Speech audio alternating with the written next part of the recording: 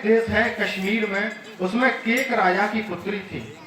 जो केक राजा थे वो एक बार वन में गए हुए थे, तो वन में उन्हें एक ऋषि मुनि मिले जो उनकी सेवा से अत्यंत प्रसन्न हुए।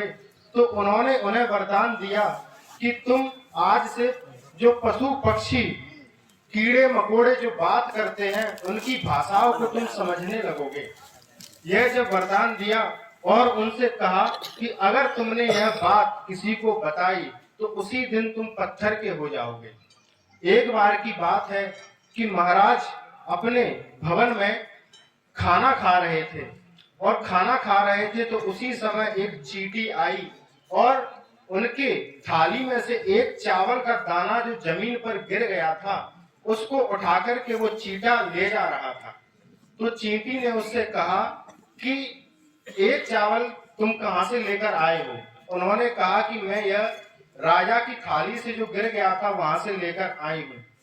तो उसने कहा कि मेरे लिए भी चावल लाओ। तो उस चींटे ने मना किया।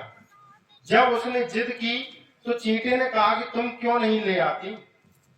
तो चींटी ने कहा कि मैं वहां नहीं जा सकती, मैं अभी वहां जाने योग्य नहीं हूं, मैं अभी मासिक धर्म से हूं। तो इस बात को सुनकर के राजा हंसे। जब राजा हंसे तो उनकी रानी ने पूछा कि महाराज आप क्यों हंसे हो?